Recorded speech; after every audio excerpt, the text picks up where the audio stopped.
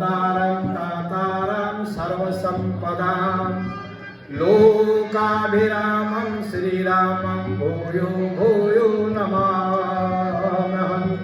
रामाय रामभद्राय रामचन्द्राय वेदसे रघुनाथाय नाथाय सीताय पते नमः। नीलाम्बुजामलकोमलाङ्गं सीता समारोपितुभागं पाणौ महासायकचारुचापं नमामि रामं रघुवंशनाथं। मनोजवं मारुततुल्यवेगं जितेन्द्रियं बुद्धिमतां वरिष्ठं वातात्मजं वानरयूथमुख्यं श्रीरामदूतं शरणं प्रपद्ये। श्रीराम कथा रसिक शिरोमणि श्री शंभुनाथ भगवान विनय सहित आरती करूं गादी धरूं पधारिए श्री हनुमान। मंगल भवन अमंगल हारी मंगल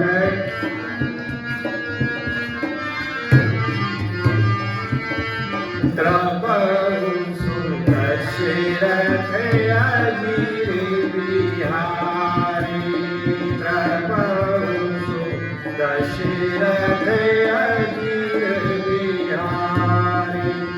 जय जय जय हनुमान गोसाई। जय जय जय हनुमान गोसाई। कृपा करो गुरुदेव की नाई। कृपा करो गुरुदेव की नाई। गोविंद बोलो हरि गोपाल गोविंद बोलो हरि गोपाल। राधा रमण हरि गोविंद बोलो। राधा रमण हरि गोविंद बोलो। गोविंद बोलो हरि गोपाल बोलो। राधा रमण हरि गोविंद बोलो। राधा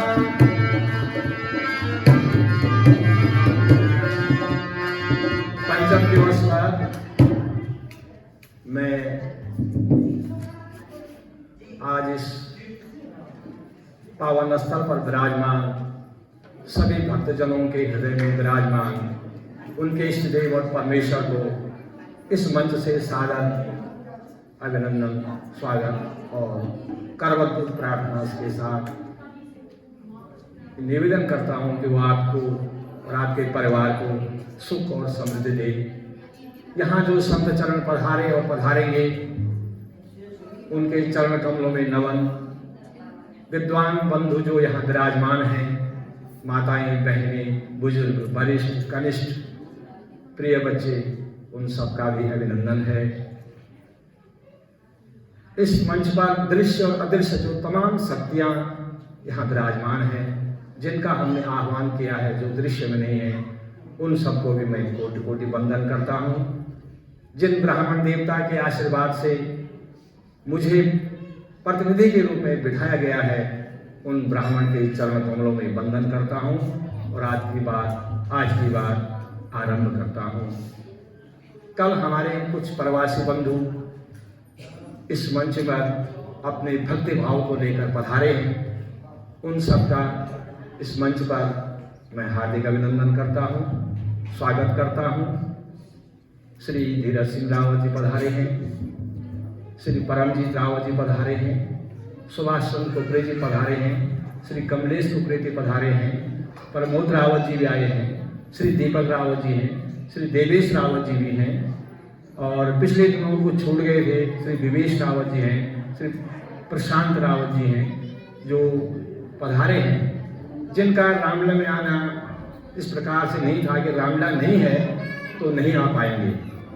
और यह स्वरूप बना सबकी राय से बना कि हम प्रभु का गुणगान कथा प्रसंग के साथ करेंगे। ये नवदा भक्ति की दूसरी विधि है, ये दूसरी विधि भगवान की कथा प्रसंग है।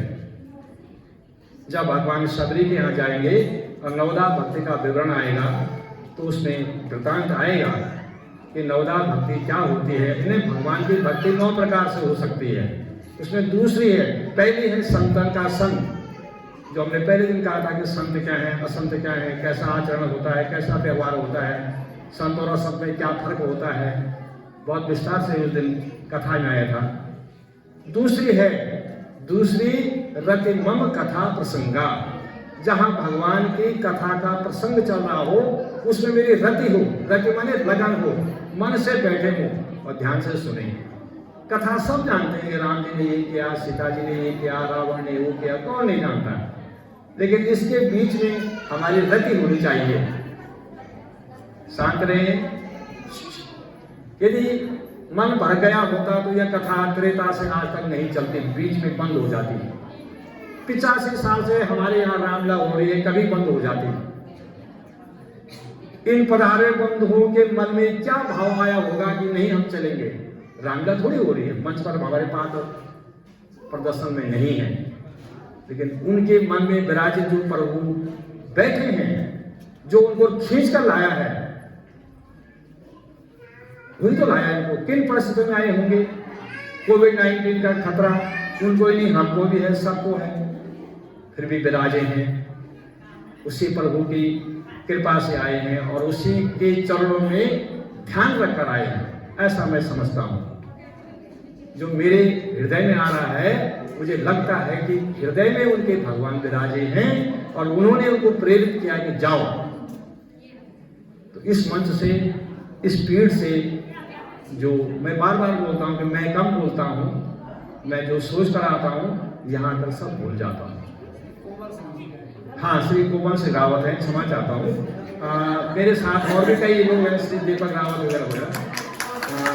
मैंने क्या कहा कि मैं इस मंच से बहुत सी बातें छूट जाती मेरे इससे, और मैं सोचता हूँ कुछ और भी नाम है अभी, तो जो भी पधारे अब जो शायद अभी आए, सम्मानों से कम है, लेकिन जो भी अभी आए हैं, मैं क्षमा चाहूँगा इस मंच से। पहले नए मन ऐसे व्यास नहीं बोल पाऊंगा, लेकिन इनकी प्रतीक्षा हमें 12 तारीख थी। किनकी? जिनका नाम अभी गुरुजन लिया, कोमल सिंह, श्री कोमल सिंह, श्री धीरज सिंह जी, इनकी तो हम 12 तारीख प्रतीक्षा कर रहे थे कि ये पधार दे और हमारे सामने जैसे आज बैठे हैं ऐसे बैठे तो हमारी शोभा बढ़ती। और यहाँ से इनकी शोभा है। मैंने परसों भी कहा था, आप विराजित नहीं होंगे तो इस मंच की कोई शोभा नहीं है। आपके ही रहने से इस मंच की शोभा है, हमारी शोभा है। ये दरबार हमारे बच्चों ने सजाया है, किसके लिए? हम सब के लिए। अगर हम नहीं विराजे तो दरबार पर लगा ये दरबार ऐसा ही रह जाएगा। भगवान की मूर्ति मंदिर में है, भक्त नहीं जाएगा, पुजारी नहीं जाएगा तो मूर्ति पर धूल लग जाती है साहब।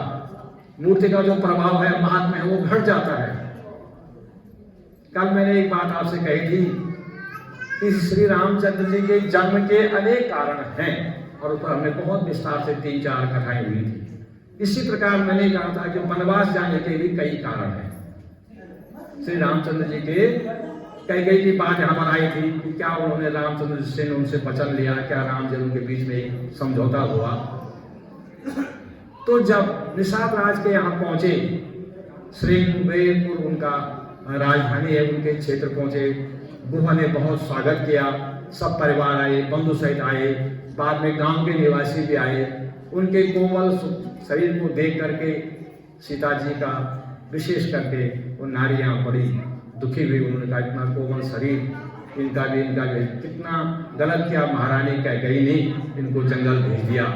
सज्जनों जरा सुनिएगा, महारानी कैकेयी के साथ जब श्री रामचंद्र जी का वो पैक्ट उन्होंने कल सुनाया था कि माँ मुझे वचन दो कि तुम मुझे किसी भी हालत से 14 वर्ष में जंगल भेजोगी।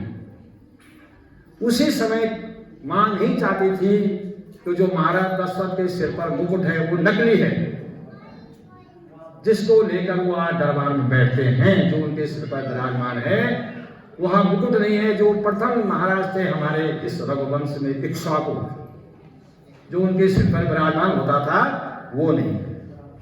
इसी को पहनकर दिलीप, रघु, नहुष, ययाति, भगीरथ, सगर, उनके पिता अज के पिता नाभागी, ये वो मुकुट नहीं, नकली है। और मैं नहीं चाहती हूं कि मेरा राम जब राजा बने तो नकली मुकुट लेकर के अयोध्या के सिंहासन पर बैठे।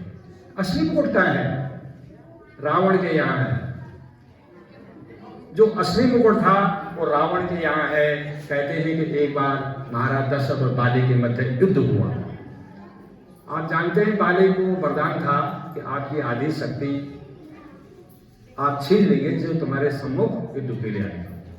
दशरथ महाराज के पराजित हुए, बाली ने मुकुट छीन कर रख दिया। और जब रावण उसकी कोख में, इस काख में रहा उस 6 महीने से, यहाँ वृत्तांत भी आता है, छल कपट से जब वो छूट ही गया तो चुराकर उस मुकुट को अपने यहाँ ले गया। मुकुट फिर कब पहुंचा?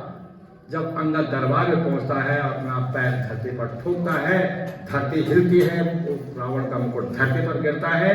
अंगद उस मुकुट को उठाकर समुद्र तट पर जहां श्री राम की शिविर है वहां फेंक देता है। वही मुकुट अयोध्या आता है जो रामचंद्र जी की राज्याभिषेक अवसर सिर पर विराजमान होता है। यह है कैकेयी माता का भाव। दुष्टा, उल्टा, पापिन बहुत कुछ आएगा भरत जी उसमें, वह नहीं है। उसने मतलब माता जी ने श्री राम को राम बनाने के लिए राम वन गए, वो अक्षर है, और तब वो राम बन गए, वो अक्षर है। वो और वो में बहुत फर्क है। मैंने कल अपवर्ग की परिभाषा आपसे कही थी। अपवर्ग में 5 अक्षर है, प फ भ म, अ से प से ता, फ से फल। किसका फल? जो हम सुकर्म करते हैं, मोक्ष की प्राप्ति का फल कर चाहते हैं, फ फल, ब बैर, भ भय, म मृत्यु। जहां ये हो वो अपवर्ग है और शेष स्वर्ग है। इस धरती में भारत भूमि में कहा था कि देवता के गाते हैं ये भारत भूमि धन्य है।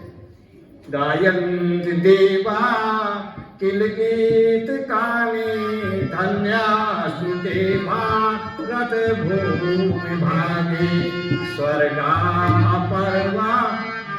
ऐसा आगे है। ये स्वर्ग भी यही है और नरक भी यही है। इस धरती में जन्म लेने वाला धन्य है। देवता स्वर्ग से बोलते हैं। कब बोलेंगे? जब माता अनुसूया का वृत्तांत आएगा तब सुनेंगे आप क्यों बोला।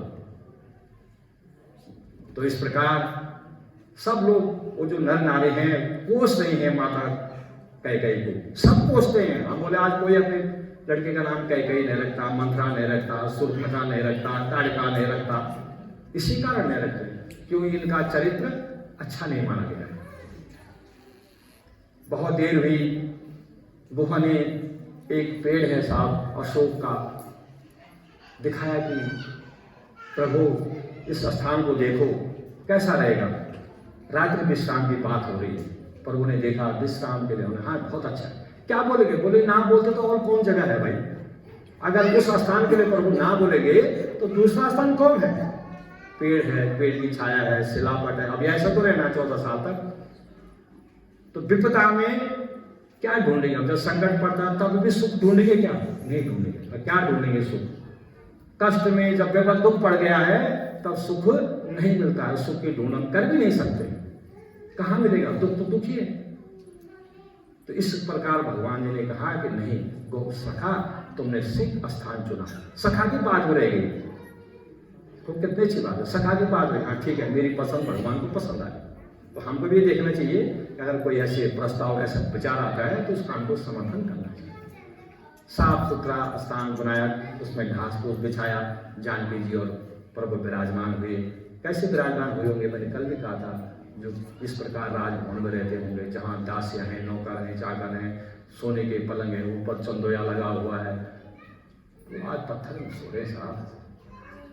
थोड़ी दूर वीरा सामने लक्ष्मण जी धनुष बाण लेकर बैठ गए। उस गुहा ने भी अपने जो विश्वास पात्र सैनिक थे उनको भी पहरे पर लगा दिया।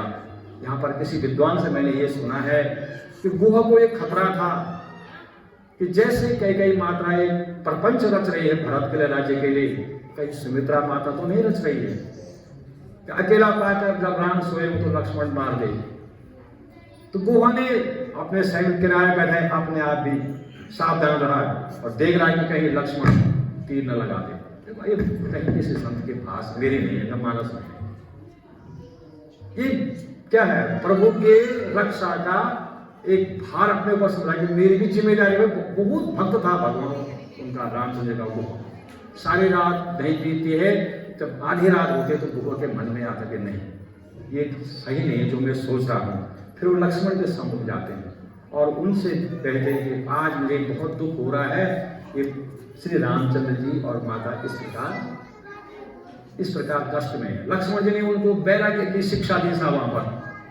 ये सब हमारे कर्मों का खेल है, सुख दुख जन्म मृत्यु सब उस परमात्मा के हाथ में है। और अंत में एक जो वाक्य था वो कहा, ये परमात्मा है, परमेश्वर है, इन्हें न दुख होता है, न कष्ट होता है, न पीड़ा होती है, न संताप होता है, ये विकार रहित है, ये आदि अनंत अलग, इनका कोई गुणगान नहीं कर सकता, वेद भी इनका पता नहीं लगा सकता। इनको नेति नेति न इति न इति, मतलब जो समाप्त हो जाए और आगे बस भगवान और आगे। इसलिए हे गुहा, हे निशान भैया, तुम इनके बारे में चिंतन मत करो, ये पार ब्रह्म परमेश्वर हैं और गौ ब्राह्मण देवता उनकी रक्षा के लिए ये नर रूप में लीला कर रहे हैं, इसलिए आप चिंता न करो।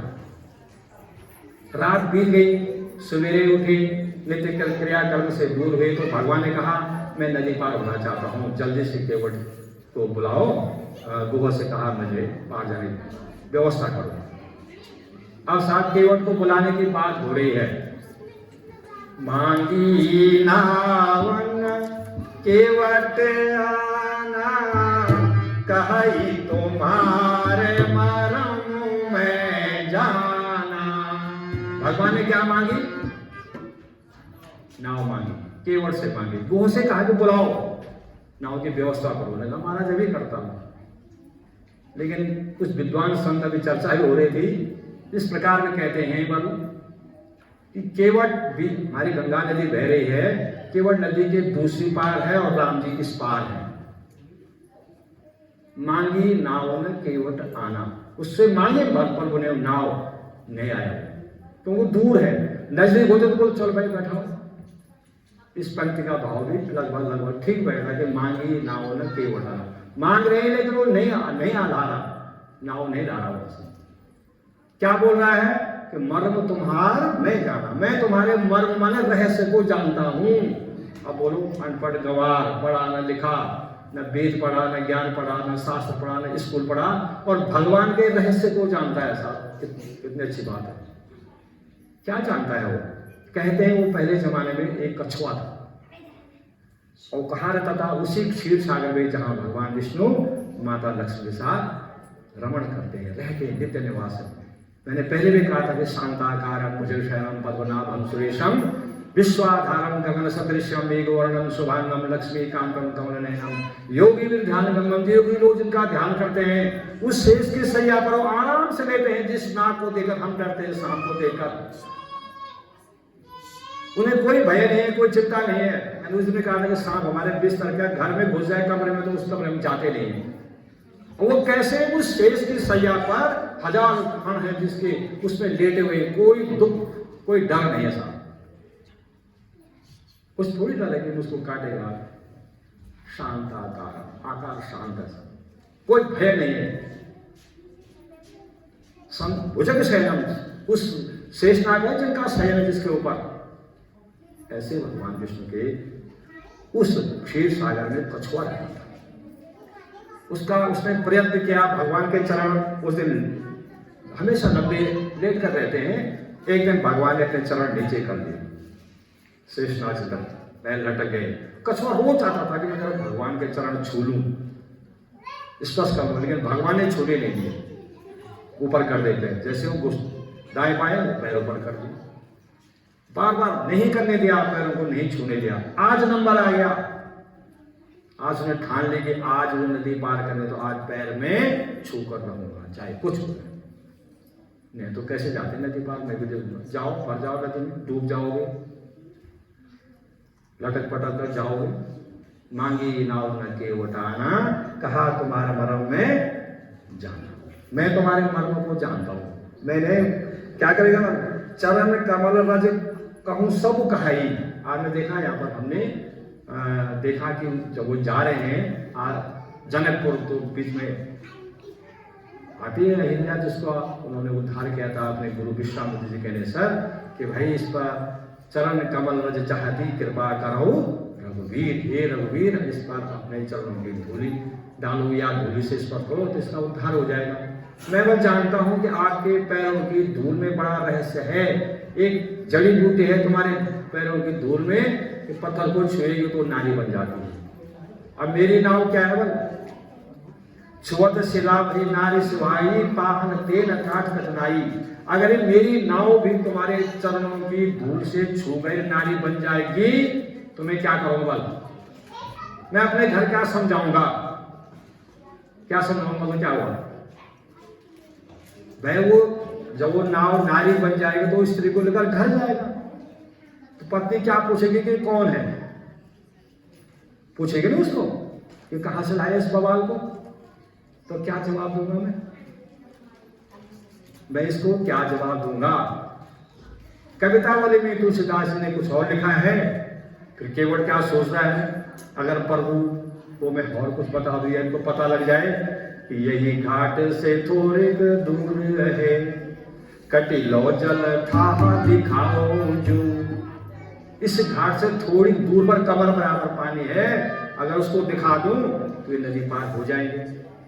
यही घाट से थोड़ी दूर है, कटिलो जल था दिखाओ जो। पर से पग धूरी तरे तटनी, पर से माने इस पर से, पग धूरी पैरों की धूल के स्पर्श होने से तटनी तरे, और ये तटनी में नाव तर गई तो घरनी घर क्या समझाऊं अजू। घरनी घर जाकर के मैं क्या समझाऊंगा इसमें कहां से लाया हूं? वो विश्वास थोड़ी करेगी। तो घरनी घर क्या समझाऊं, कैसे होगा? बल क्या होगा? और क्या सोचता है ये भगवान? क्या है बल? नाम अजामिल से खल कोटि, नाम अजामिल से खल कोटि, अपार नदी बहु बूढ़ काढ़े। अजामिल सर के जो दुष्ट थे बल, जरा सा प्रभु का नाम लिया तो भवसागर से पार हो गए। जो सुगरे गिर मेर सिलाकन, भूत आजा गुर बार दे बाढ़े। ते प्रभु यान सरता करवे, मांगत ना हो करारे मिठाई। जो बल सुमेरु पर्वत नहीं, हिमालय पर्वत समझ लो आप, सुमेरु तो दूसरा पर्वत, या ये पहाड़ समझ लो। अगर ये प्रभु किसी पहाड़ का स्मरण भी कर ले तो शिला बने पत्थर के कण, तो जो हमारे रेत का कण है कितने बराबर हो जाएगा प्रभु। जो सुमेरे गिरु सिर मिलाकन, भूत अजाकुर बारूद बाढ़े। बहुत विशाल जो समुद्र है जिसकी गहराई का हम कोई पा नहीं पा सकते हैं, अगर वो समुद्र को याद कर दे तो उसकी गहराई कितनी होगी? अजाकुर, जितना बकरे के खुर की गहराई होगी। बकरे जितना चलते हैं वो उसके पैर के जितना निशान पड़ेगा, कितना गड्ढा होगा? जरा सा 1 सेंटीमीटर 2 सेंटीमीटर। वो विशाल समुद्र इतना गहरा हो जाएगा। ते माने हुए, ते प्रभु या सरिता तर हुए। वही भगवान इस नदी को पार करने के लिए आज मेरे सामने करार हो। करार माने दुखी दीन भाव से खड़े हे केवल हाथ जोड़ रहा मेरे को पार कर दे भाई। ते प्रभु या सरिता तर हुए, मांगत ना हो करार हुए मारे। ये विचार कर रहा मन में, इतने भी हैं ये लोग, लेकिन शर्त क्या रख रहा है? शर्त वही लग रहा है वही। फिर वो बहुत बोला उसने, हे प्रभु अगर ये नाव मेरी तर जाएगी तो मैं इसी से तो अपने परिवार को पालता हूँ। इस घाट में लोग आते हैं जाते हैं, 2 पैसा 4 पैसा जो गाड़ी मजदूरी मिलती है, इसी से अपने परिवार को पालता हूँ। नहीं जाना तो कुछ और कबारू मैंने कार्य, इसके अलावा मैं और कोई काम नहीं जानता हूँ। सिलाई बुनाई कढ़ाई पढ़ाना दिखाना सब्जी बेचना कुछ भी व्यापार करना मैं नहीं जानता हूँ। मेरा सिर्फ एक आधार है, इस नदी में इस घाट पर आए लोगों को इस पार से उस पार और उस पार से इस पार लाना, इसी से मैं अपना परिवार पालता हूँ। और इसलिए बल जो प्रभु पार अवश्य गाच हो, अगर हे भगवान आप चाहते हैं कि अवश्य पर पार जाना है तो मेरे पर आप ऐसा कृपा करो, मोहि पद पखारन देहु, मुझे अपने पैर धोने दो, मुझे अपने पैर धो दो। क्योंकि जब मैं पैर धो दूंगा आपके पैरों की धूल खूब बह जाएगी, तब मैं निसंकोच भाव से आपको नदी से पार कर दूंगा, नाव में बिठा दूंगा। चरण कमल धोए नाव, चरण कमल धोए नाव न नाथ चढ़ाई हूं। चरण कमल धोने के बाद मैं आपको नाव में चढ़ाऊंगा, उससे पहले नहीं चढ़ाऊंगा और न उतराई चाहूं, आपसे उतराई भी नहीं दूंगा, लेकिन चरण कमल जरूर धोऊंगा। मोहि राम रावण आन शपथ, मुझे आपकी कसम है, नहीं मुझे आपकी जो आपका मेरे ऊपर अनुराग है, एक तो उसको जानता हूं, और दशरथ महाराज की सौगंध है, और महाराज का नाम लिया और लक्ष्मण का हाथ तूड़ी पर, कसम दशरथ जी की खा रहा है और आपकी दुहाई है, आपकी दुहाई है, मेरी कृपा है और दशरथ महाराज की कृपा है। इतना छोटा आदमी जिसको हम इस मंच से बहुत छोटा मन नीच जाति का मेरे पिताजी का नाम लेकर कसम खा रहा है, नहीं मेरे पिताजी मेरे माताजी कसम आप खाएंगे? नहीं खाएंगे। जो खाएगा अपने इष्ट की कसम खाएगा, और वो कसम खाएगा तो लक्ष्मण का गुस्सा उठ गया, तीर निकालने के लिए तैयार हो गया, केवट ने देख लिया, बर मार तीर लखन में, अरे लक्ष्मण मेरे को मार देगा तो भी बिना पग धोए नाथ नाव ना चढ़ाया। ये लक्ष्मण मुझ को मार दे तब भी बिना पैर धोए मैं आपको नाव पर नहीं चढ़ाऊंगा। कितना दृढ़ है उसका विश्वास है कि ये काम होना है। आज उसको मौका मिला है वो कछुआ का उद्धार लेने का, आज मौका मिल गया बदला लेने का। भगवान ने अटपटे बैन सुने, हंसे वो, क्योंकि भगवान क्या है, वेद मंत्र बोलते हम, अभी हम तुम्हें माता शक्ता तुम्हें, ये वेद मंत्र है साहब, नीलांबु श्यामल कोमलांगम, और तुम आगे पीछे बोल देंगे अटपटा हो जाएगा। उसको बोलते हैं अटपटा, जो नियम में न हो, कानून में न हो, और क्या बोलते हैं उसको, व्याकरण शास्त्र अनुसार सूत्रों में न बंधा हो, वो चीज अटपटी हो जाती है। जो बात समझ में नहीं आए, केवट के उन अटपटे बहनों को सुनकर के, शब्दों को सुनकर के, लेकिन प्रेम में भरे हैं साहब। भगवान प्रेम के भूखे, मैंने उस दिन में कहा था कि भगवान प्रेम से अवतरित हो जाते। कहां प्रकट होते भगवान प्रेम से? नारद की समस्या है कि क्या होगा दूर से बैकुंठ जाना देर है, भगवान सोचा नारद ने, भगवान जी आ गए, तुरंत पहुंच गए, नहीं जाना पड़ा नारद को वहां। आपने तो सुना था उस दिन आपने, बैकुंठ नहीं गया वो। सबरी का प्रेम देखे, प्रेम से अरे भगवान रीझे, प्रेम से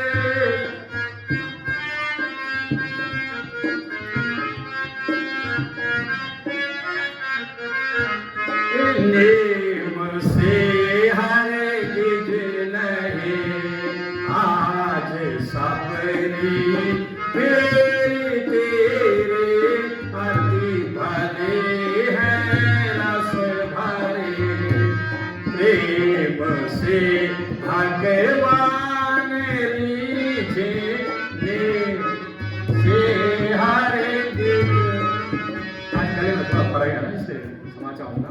प्रेम की बात आई, उस प्रेम भरे अटपटे शब्दों को सुनकर भी भगवान नारायण नहीं खुश हुए, इसलिए कृपा सिंधु बोले मुस्काई, प्रभु हंसे, मुस्का कर बोले, हे केवट जो तेरी इच्छा है वही कर। आज्ञा हो गए साहब, भगवान दयालु कृपालु हो गए। कितनी अच्छी बात होगी कि भगवान जब दयालु हो जाते तो हमारा सब पाप ताप सब भूल जाता है, दुख दारिद्र्य सब मिट जाता है। केवट को कहा कि जाओ, तुरंत जो व्यवस्था कर सकता है जाओ, फटाफट कर काम। केवट राम रजाय सुपावा, कठुआ भरी लिया। कठुआ जानते लकड़ी का होता है, जानते हो पहले लकड़ी का जिसको हम परात बोलते थे, लकड़ी के परात जैसा लाया वो, गंगा पानी वहीं पर लाया, भरा और बैठ गया साहब चरणों में। अति अनुराग से उसने अति आनंद उमगी अनुरागा, चरण सरोज पखारन लागा। अति आनंद उमगी अनुरागा, चरण सरोज पखारन लागा। बरसि सुमन सुर सकल सिहाई, ये सब पुण्य पुंज को नाहि। धन्य है उसके भाग्य को जिन चरणों को देखने के लिए बड़े बड़े ऋषि मुनि ज्ञानी तप योगी दीमल जैसा शरीर हो जाता है साहब, हजारों लाखों नहीं कई कब गुजर जाते हैं, प्रभु के चरण, प्रभु का कुछ ही दर्शन नहीं हो पाता है। आज प्रेम के कारण केवट को वो चरण इतने आनंद से मिल गए कि अब उसके जब तक उसके चालू तब तक वो धोता रहेगा। प्रभु ने चरण सौंप देंगे, धो सब पाप ताप धो दे। आज अति अनुराग, अति अनुराग उमगिया, अति आनंद, अति आनंद, अति आनंद उमगी अनुरागा। आनंद हुआ, कहां से हुआ? अनुराग। अनुराग माने प्रेम। उसके हृदय में प्रेम जागने लगा साहब, प्रेम का स्फुरण बाहर आने लगा। जब आदमी बहुत खुश होता है आंसू आते हैं, बहुत दुखी होता तो कहां से आते हैं आंसू? जब हृदय से विकार आता है। अति आनंद उमगे अनुरागा, चरण सरोज पखारन लागा। क्या भाव आएगा आज प्रभु के वो चरण। और इस दृश्य को देखकर आकाश से देवताओं ने फूलों की वर्षा शुरू कर दी कि धन्य है केवट, तेरे भाग्य के लिए धन्य है।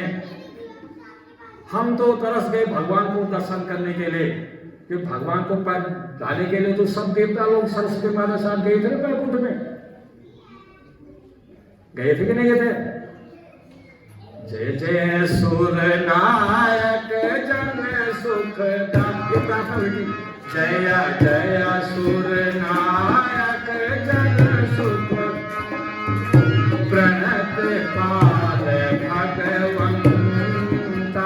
आज का इसी बार भजन बोल दिया, क्या धीरेन्द्र जी बोले आप बोले, यही पर तो आगे बोलूंगा। प्रभु के प्यार में प्रभु के यहाँ पर चरण धोए जा रहे हैं, तो प्रभु के ही दो लाइन बोल दिया अपनी।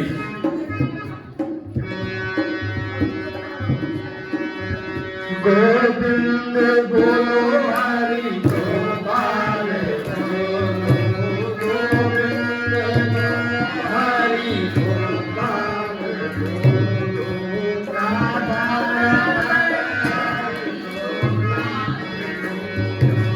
राधा रमण हरि गोविंद,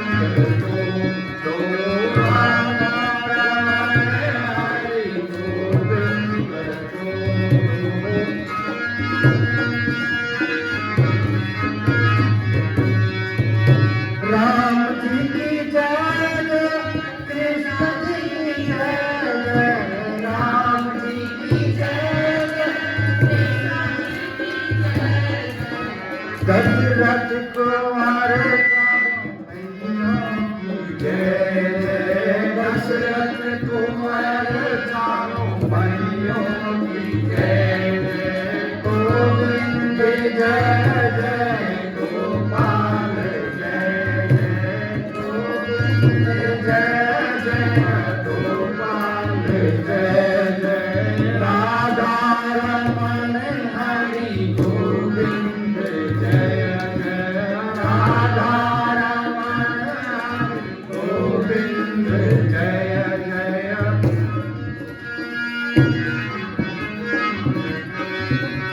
ब्रह्मा की जय जय, विष्णु की जय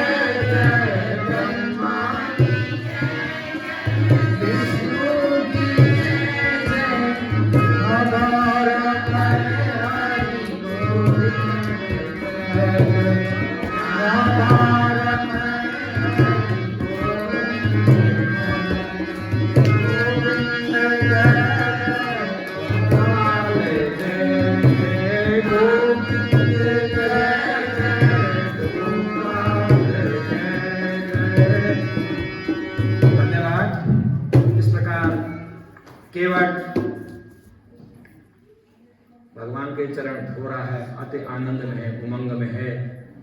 और गंगा जी ने देख लिया कि ये केवट क्या कर रहा है, भगवान के चरण धो रहा है।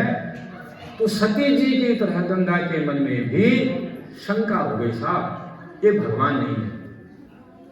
अपने चरण अगर भगवान हैं तो इसने निम्न जाति के आदमी को न एक इसमें चरित्र है, न व्यवहार है, न भक्ति है, मैं तो कुछ नहीं देखती हूं, इसको कैसे चरण पखारने दे रही है। गंगा को बड़ा भ्रम हुआ, लेकिन क्योंकि उसका उठोते में गंगा का ही जल भरा हुआ है, वो अपने घर से धो लाया पानी, उसी गंगा के जल से धो रहा है। गंगा के मन में शंका हो गई और भगवान के चरण उस कठोते के भीतर जब गए, नीचे डूबे, तो नाखून के ऊपर यहाँ एक ज्योति, प्रकाश, मणिमय ज्योति से कहते हैं, वो चमक रही है। गंगा पहचान गई, ये वही ज्योति है जहां से मैं निकली हूं। कहां से निकले गंगा जी? कई अर्थ है साहब, कई लोग बोलते हैं गंगा स्वर्ग से आई है, ब्रह्मा जी के कमंडल में थी, लेकिन ब्रह्मा जी के कमंडल में तो यहीं से गई थी। गंगा जी को सुरसरी बोलते हैं, विष्णुपदी भी बोलते हैं, भागीरथी भी बोलते हैं, गंगा भी बोलते हैं, बहुत कुछ बोलते हैं। तो जब मैंने कल वामन अवतार कथा कल ही सुनाई थी, याद है आपको?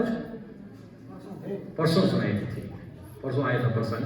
तो जब वामन अवतार के लिए भगवान को उस बलि को ठगने के लिए देवताओं के अनुसार 52 अंगुल का रूप बनाया, उसका बाद भगवान ने अपना विराट रूप लिया।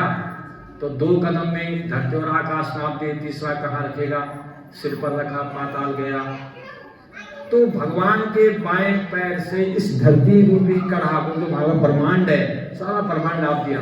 ठोकर लगी भगवान को, ठोकर लगे नापने में, चलने में लगता है, जब हम खुद तेज से जाते तो ठोकर लग जाती है। तो बाएं पैर के अंगूठे पर ठोकर लगे, अंगूठा से, तो धरती फट गई है। और वहां से जल की एक धार निकली, वो गंगा है। वो गंगा निकली, कई 100 साल तक कहते हैं कि वो उसी ब्रह्मांड में विचरण करती रही। स्वर्ग में गई, ध्रुवलोक में गई, स्वर्गलोक में गई, कई 100 साल तक रही। 4 धाराएं बनी, वो हम तीर्थपथगा भी बोलते हैं गंगा को। 3 धाराएं, स्वर्ग, मृत्यु और पाताल में गई गंगा जी। लास्ट में तो हम कहते हैं जो जहाँ क्या बोलते, गंगा सागर बोलते हैं, जहाँ कपिल मुनि का आश्रम है। परसों कपिल भगवान का बड़ा भारी चरित्र था, वो छूट गया नरसों, उससे पहले दिन। अब देवभूति की जहाँ कथा आई थी, अब आगे बढ़ेंगे, आज बहुत कुछ है। तो गंगा ने पहचाना कि नहीं, ये तो वही है, तो ये भगवान ही है, विष्णु है। गंगा का भ्रम में मिट गया साहब। चलो भाई, केवल नाव तैयार करो। है नाव तैयार हो रही है? हाँ है, तो दिखाओ। एक इस प्रकार से नाव में बैठाता है वो भगवान को। हाँ, नाव ऊपर है कहीं। तो नाव में बैठने के लिए भगवान ने लक्ष्मण को कहा कि लक्ष्मण, पहले सीता जी को बिठाओ। पहले लक्ष्मण ने सीता जी को सहारा देकर बैठाया, तब प्रभु बैठे, तदुपरांत लक्ष्मण जी बैठे। गंगा जी चली, गंगा जी बह रही है। वहां पर कहते हैं गंगा जी की धार बहुत तेज है, लेकिन जब प्रभु नाव में बैठ गए तो गंगा ने सोचा कि मेरी धार में क्या होनी चाहिए, रफ्तार कम होनी चाहिए। केवट का भाव अलग है, गंगा का भाव अलग है। मेरी नैया में बैठे श्री राम, गंगा मैया धीरे बहो। मेरी नैया में बैठे श्री राम, गंगा मैया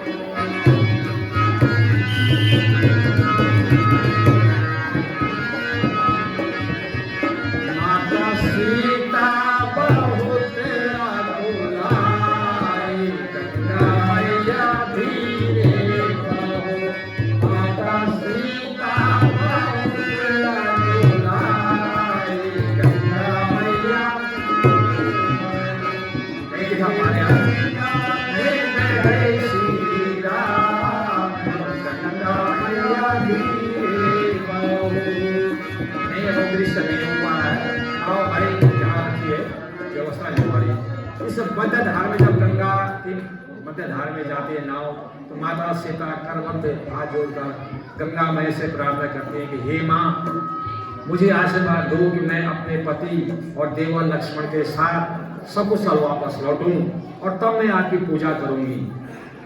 गंगा ने सीता जी की इस मधुर वाणी को सुना और बहुत गर्वित हुई। हे सीते, तुम्हारा चरित्र बहुत निर्मल है और तुम बहुत यश प्राप्त करके सकुशल अपने पति और देवर के साथ वापस आओगी, ऐसा मेरा तुम्हारे आशीर्वाद है।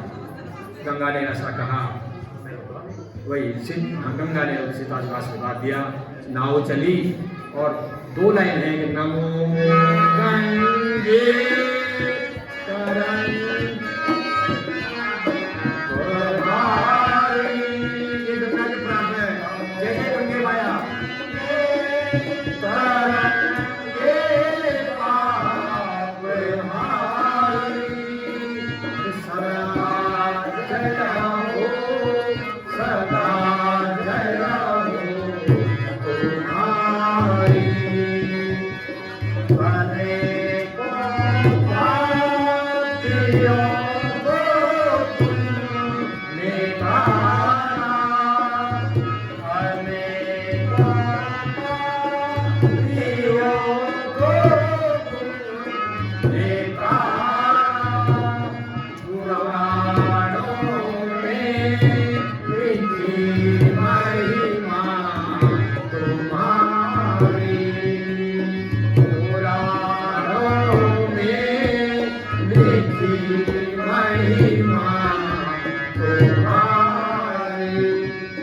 बहुत अच्छी बात है गंगा माँ।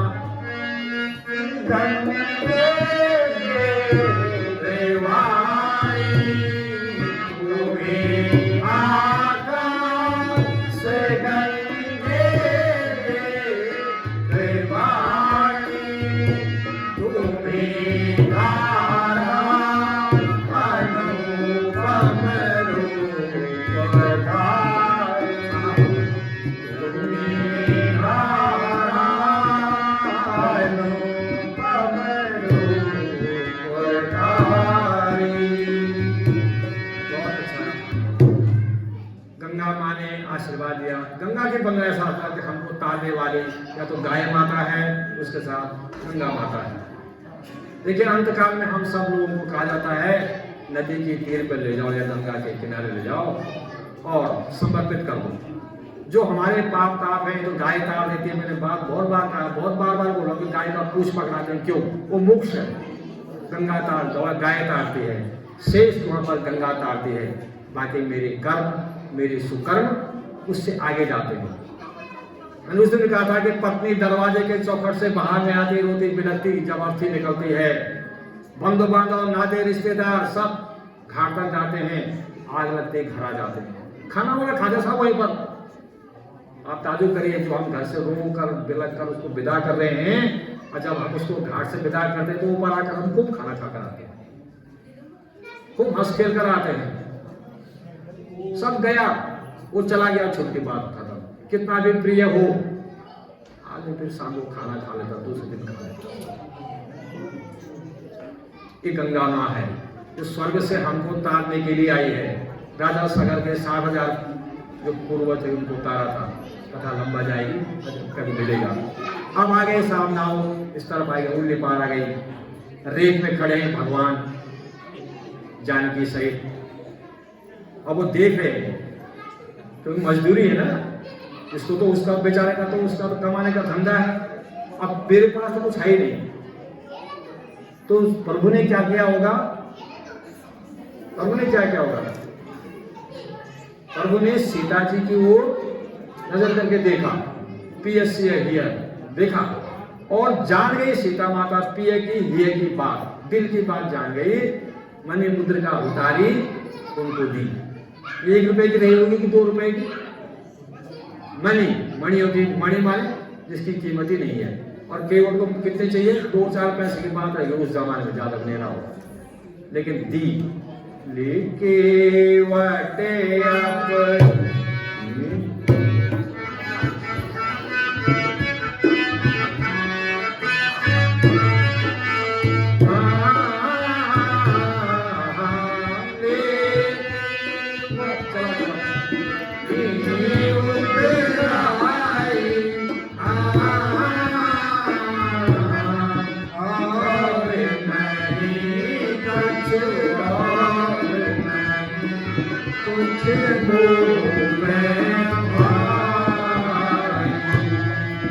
ये अंगूठी पाओ मोल बिकाए,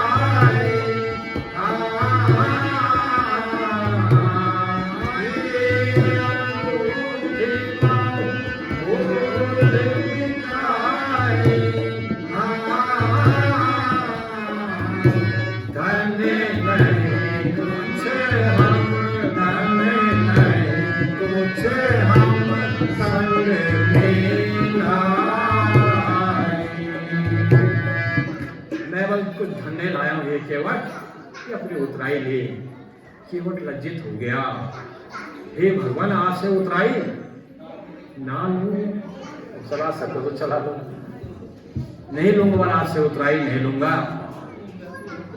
भगवान बोला नाथ आज मैं काहू न पावा, मिटे दोष दुख दारिद्र दावा। हे नाथ आज मैंने क्या नहीं पा लिया, बस जो त्रिलोकी की संपत्ति के लिए आदमी तड़पता है उसको उससे भी ज्यादा मिल गया है। मिटे दुख दारिद्र दावा। बेटे जब दोष मिटता है तब दुख खत्म होता है, जब दुख खत्म होता है तब दरिद्र खत्म होता है, और जब दरिद्र मिट जाता है तो भीतर की दाह और जलन सब मिट जाती है। मिटे दोष दुख दारिद्र दाह, मेरा सब कुछ जो भीतर कठोरता मिल गया है। उससे पहले क्या किया, आप जरा मेरी बात को मैं जरा थोड़ा बढ़ गया हूँ। जब उसने प्रभु के चरण धोए, उस चरणामृत को पिया। आप पीजिए किसी का पैर धोकर, किसी का मत पीजिए, अपने बच्चे का पैर खूब धोआ, उसका पानी धोता पियो जरा, दिखा दूंगा है किस ताकत। उस चरणामृत को पिया, परिवार सहित जितने बाल बच्चे सब आ रखे थे, पियो। यहाँ भी दिखाते हैं हम लोग, अरे पियो बे पियो। यहाँ पर हमारे पास दृश्य आता है स्वर्गीय श्री रघुनाथ सिंह जी, स्वर्गीय श्री तुला सिंह जी और थेर सिंह जी साहब, अरे पियो पवित्र होत रहे, ऐसे कुछ बोलते थे साहब। आप सहित परिवार पितर बितार ने उस ही जल से पितरों का तर्पण कर दिया। ओम पितृभ्यो देव्यो नमः। पितरों को भी वही जल अर्पण करके पितरों को कर दिया। पितर भी तर गए जिससे पहले धरती में लोग में नरक में थे, सब तार दिया उसने। आप क्या नहीं पाए, मैंने आप सब कुछ पा दिया। जिसको भगवान के चरणों का इस प्रकार से चरणों का मैंने प्रसाद मिल जाएगा। हमारे यहाँ सत्यनारायण भगवान कथा होती है साहब, जरा सुनेंगे आपको। क्या रखा जाता है वहां पर, चूर्ण और लोटे में दूध, उसमें और भी मिलाते हैं। क्या क्या मिलाते होंगे, चरणामृत बोलते हैं उसको, अमृत। 4-5 चीजें होती है। क्या क्या होती है, घी भी मिलाते हैं, दही भी मिलाते हैं, दूध भी मिलाते हैं, शक्कर मिलाते हैं और शहद मिलाते हैं। लेकिन इसको बंद नियम है मिलाने का। इन्हीं सारे दूध और चाय चीनी सब तक करता है, दूध बिल्कुल नहीं, इसका नियम है। जो दूध है उसका आधा दही, उसका आधा घी, उसका आधा शहद और उसका आधा शक्कर, इस प्रकार बनता है चरणामृत। याद कर लीजिएगा और दोबारा नहीं बोलना है। इस प्रकार अगर नहीं बनाओगे तो वो चरणामृत नहीं है। जैसे हवन करने का भी नियम है, चावल कितना पड़ेगा, तिल कितना पड़ेगा, वो सब उसका नियम है। बहुत देर है सर, चलो उतराई नहीं लूंगा। अब फिर क्या हुआ, भगवान ने जबरदस्ती की। उसके बाद कहीं भगवान नाराज हो जाए, इसलिए क्या कर दी संभालने के लिए कि फिरती पार नाथ जो नहीं देगा। जब आप लौटेंगे तो लौटते समय जो दोगे मैं सहज स्वीकार करूंगा। चलिए बहुत ठीक है, केवल आशीर्वाद दिया, निशाना सहित आगे बढ़े। आगे बढ़ने के बाद उनको जो है यमुना नदी नहीं प्रयागराज पहुंचते हैं, जहाँ वहाँ भारद्वाज जी का आश्रम है। और भारद्वाज से आप जानते हैं और राम जी के परम भक्त हैं। जो पहले दिन बात कथा ये थी, याज्ञवल्क्य जी से उन्होंने कथा पूछी थी कि कौन राम है, वही दशरथ पुत्र राम है कि कोई और है। तो उन्होंने कहा नहीं, सारी याज्ञवल्क्य जी ने उनकी सारी मन का जो संशय था वो सब मिटा दिया था। भय सुफल सुख साधु समाज देख तुम्हें रघुनंदन आजू। ये सारे संत समाजो हे भगवान मेरे आश्रम में है, अगल बगल में है, तुम्हें देखकर आज प्रसन्न हो गया है। मैं बहुत दिनों से प्रतीक्षा कर रहा था मैंने दिखाया कि बनवास जाने के कारण और भी हैं, जो हजारों ऋषि मुनि वहां बैठे हुए हैं साहब, कब आएंगे प्रभु। वो गिरिराज जटायु 25 जन्म का बना हुआ है, वो सबरी कब से प्रतीक्षा कर रही है। वो कमंद नाम का राक्षस जिसके सब कुछ इसी में शामिल है, सांप से बना हुआ है, कब राम जाएगा मुक्त होंगे। वो भालू बंदर जो जिस दिन आकाशवाणी हुई थी भगवान की, जाओ भालू बंदर बन जाओ, राम जहां जाओ भालू बंदर देवता वही रह जाते। बर्मा का होता तो चामंत जी हैं और भी बंदर है, वो सब वही रह जाते अगर वो राम जी जंगल नहीं जाते। ये सब कारण है। राक्षसों को रावण का वध होना, उसकी मृत्यु लिखी हुई है 14 साल बाद, नहीं जाएगी कैसे मृत्यु होगी। दशरथ जी की मृत्यु होनी है 6 दिन बाद, राम जंगल जाएंगे तो कैसे होगी। ये सब विधान बना रखा है। तो जैसे राम जन्म के हेतु अनेका, ऐसे ही बन जाने के हेतु अनेका, अनेक कारण है साहब, और बिना कारण के कोई चीज नहीं होती है। प्रयागराज में भगवान पहुंचते हैं और वहां देखिए आप कितनी अच्छी बात है कि जब राम जी की बड़ाई हुई तो राम जी ने कहा कि सोई गुण गेहूं जही गुणे से तुम हे मुनिवर, जिसको बोला आप आदर देंगे वही बड़ा हो जाएगा। मैं कब बड़ा हुआ, जब आप मुझे आदर दे रहे हैं। मैं बड़ा नहीं हूं, आपके आदर देने से मैं बड़ा हुआ हूं। देखिए साहब कितनी अच्छी बात है। भीतर से ऐसे नहीं कहा मेरी तारीफ करके मुझे नहीं बड़ा, आप आदर दे रहे हैं तब बड़ा हो।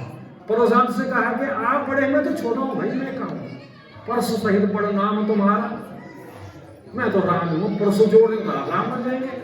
आप विप्र हैं, विप्र हैं, आपसे हम खान, या आपका झुका हुआ है भाई, आपसे हम निडर हैं, क्योंकि ब्राह्मण जिसको डराएंगे वो सब निर्भय हो जाते हैं। नहीं तो हम काल के सम्मुख में खड़े हो जाएंगे, उससे भी नहीं डरते हैं। विप्र वंश की अस्पर्वताई तुम्हें देख अभय हो जो तुम्हें डराई, ऐसे राम जी ने उससे कहा था। क्या चीज खुल गए पटल विश्राम उसके परशुराम जी के। तो यहाँ पर जब ये सारी बातें हुई तो उन्होंने कहा प्रभु आगे जाना है, रास्ता बताओ। कौन पूछ रहा रास्ता, जो सबको रास्ता दिखाने वाले हैं, वो पार ब्रह्म परमेश्वर भगवान को भगवान जो है रास्ता पूछ रहे हैं। तो रास्ता शब्द सुनकर के जितने वहां जो भारद्वाज जी के शिष्य थे, वे कक्षांगुर जी बोलते हैं 2 दुनी, तो सबके हाथ खड़े, 4 मेरी बारी आएगी तो गुरु जी साहब से देंगे। सारे बटुक जो ब्रह्मचारी थे, हम जाएंगे तो प्रभु के साथ जाने का मौका मिलेगा। केवल 4 छांटे राम जी ने उसमें 52 आए, उन हजारों में से 52 बटुक आए शिष्य ब्रह्मचारी। भगवान ने कौन छांटे, 4, धर्म अर्थ काम और मोक्ष, ये है वो 4। यही रास्ता है हमारे जीवन का। हर मनुष्य 4 चीज चाहता था। बड़े बड़े देव जो दैत्य जिन्होंने तपस्या की भगवान की, इसी के लिए की, या तो अर्थ चाहा, या तो धर्म चाहा, या तो काम चाहा, या तो मोक्ष चाहा। इनमें से एक चीज के लिए उन्होंने तपस्या की है। रावण ने बल होने के लिए, बल प्राप्त करने के लिए, हिरण्यकश्यप ने बल प्राप्त करने के लिए, अमर होने के लिए, सबको जीतने के लिए तपस्या की। तो आपने यहाँ पर बहुत कुछ चलाया था। ऐसे बहुत से हुए जिन्होंने इन 4 में से एक चीज के लिए किया है। भगवान ने 4 चीज मांगेंगे, 4 चीज मुझको दे दो, वो 4 चीज लेकर भगवान चले। यमुना भी पार की, आगे चले, रास्ता दिखाया, कुछ दूर जाएगा भगवान ने कहा वापस जाओ, हो गया मुझे रास्ता मिल गया। भगवान को कहाँ जरूरत है, लेकिन बहुत कुछ चलने के बाद, जंगल के दृश्य देखने के बाद, अनेक रास्ते में कौन मिले, बहुत से लोग मिल गए, गांव वाले मिले। गांव तो नहीं जाना, गांव के अंदर से गए तो सब लोग देख रहे हैं कितनी सुंदर जोड़ी है, कैसे हैं, हरे कोमल शरीर है। कुछ महिलाएं मिल गई, विश्राम करने के लिए एक स्थान पर भगवान बैठ गए। सीता ही थक गए होंगी, थोड़े बैठ जाते हैं। यहाँ पर चलते ना कि स्वामी धीरे धीरे चलो, दासी हारी, हाँ हारी जानकी, कंकड़ पत्थर हर लाई हूँ, ऐसा कुछ बोलते हैं। तो अब राम जी बोलते हैं कि थोड़ा हम रुक जाते हैं। ऐसे वो बैठ गए तो गांव के जो नारियां थी तो उनके नजदीक आकर बैठकर थोड़ा साहस कर रहे पूछने का, अरे तुम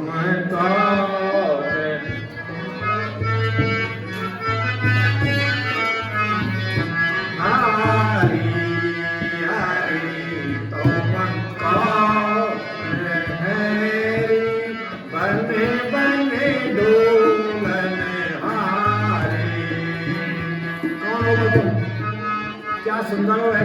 चंद्रमुखी पिक बन कामनी, चंद्रमुखी पिक बन कामनी, गज कामिनी मतवारी, खंजन में कमल मृगलोचन, नभ से वदन सवारी, हरि तुमको मेरी मन मन दो। कौन होगा तो इतना सुंदर शरीर है।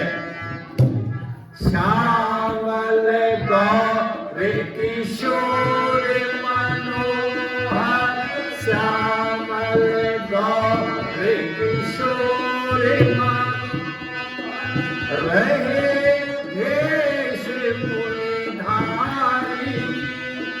ये दो तुम्हारे कहाँ लागत है, कोटि काम छलिहारी, हरि तुमको मैं होरी बन बन डोलन हारी। करोड़ों कामदेव को जो इनकी शोभा को वर्णन नहीं, बराबर नहीं कर सकते। ये कौन है? श्यामल रंग के, गोरे रंग के, कौन है? मेरे संदेह हो रहा है। तो यहाँ तो क्या है, सीता जी ने केवल इशारे में कहा, बल ध्यान तो हमको चलाना पड़ता है ना थोड़ा देर। सीता जी ने केवल इशारा किया उनको, तिरछे कर नैन दे सैन तिन्हे, समुझाए कछु मुस्काई चले। ये कविता उनमें लिखा है तुलसीदास ने। तिरछे कर नैन, नैन आप जानते हैं, तिरछे कर नैन दे सैन, ये देख लिया तो बोलते रहे सर, तिरछे कर तिरछे कर नैन दे सैन, सैन माने इशारा, तिन्हे समुझाए कछु मुस्काई, अरे हम वे हरि विपदा भोगन हारे, अरे हम वे हरि विपदा भोगन हारे, राम मिला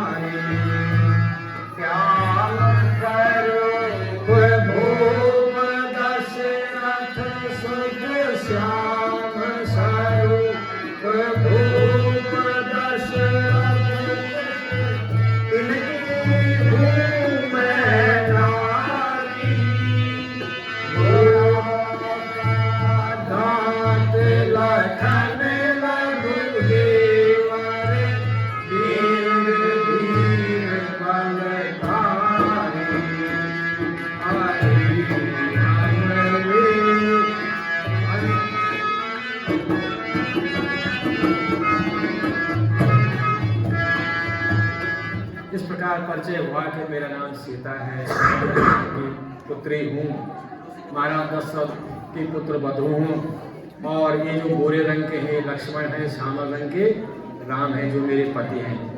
आगे बढ़े, वाल्मीकि मुनि के आश्रम में पहुंचे, मुनि ने बहुत स्वागत सत्कार किया।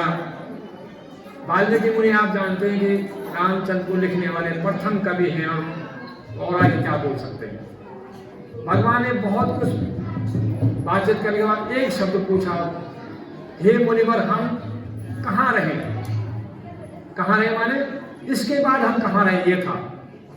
यहाँ इस जंगल में रहे, अगले जंगल में रहे, किस जंगल में रहे? तो उन्होंने कहा, वाल्मीकि मुनि ने, ध्यान से सुनिएगा जरा, कहाँ रहे? बोला जो आपके राम नाम के मंत्र को जपता है उस हृदय में रहे। जिसमें आपके चरित्र, जिस हृदय में आपके चरित्र का गुणगान हो, आप वहां रहें। जिस हृदय में आपका नाम का स्मरण न हो, वहां आपका वास न हो। संक्षेप में बहुत बोला है, लेकिन मैं संक्षेप में जा रहा हूं। तो यह एक पर्ची आई है, उस पर चलना पड़ रहा है। इसलिए हे सच्चिदानंद भगवान, आप उनके हृदय में विराजमान हो जो आपका भजन करते हैं, आपका गुणगान करते हैं और धर्म के अनुसार चलते हैं, न्यायपूर्वक चलते हैं, सत्यवाद है, उनके अनुसार उनके हृदय में रहो। और आगे हे भगवान, सामने चित्रकूट नाम का स्थान है, पहाड़ है, जहाँ मंदाकिनी नदी बहती है, जिसे माता अनुसुईया ने अपने पातिव्रत धर्म के अनुसार लाई थी। वही निवास करे। वहाँ मृगया करने के लिए, शिकार करने के लिए बहुत सारे जानवर भी हैं, बहुत सारी नदियाँ भी हैं, तालाब भी हैं, मनोरम स्थान है। वहाँ पर निवास करो और बहुत से ऋषि मुनि लोग वही रहते हैं। जाओ बोल, वहाँ जाओ। भगवान ने कहा जो आज्ञा। बहुत अच्छे। अगर इस बीच आप खुद तैयार हो तो मैं तब आगे 10-15 पर जा रहा, तो मैं उधर से पहले विचार आपको शुरू कर दूँ। यदि तैयार हैं तो हैं 4 लाइन कीर्तन। हाँ, और क्या, फिर आगे और दृश्य वो से हो जाएगा। 10-15 का दृश्य है। 4 लाइन तैयार है तो 5 मिनट घड़ी देखकर 5 मिनट मिलेगा तो आप अपना शुरू करेंगे। तैयार, इसके बाद तैयार कर देना।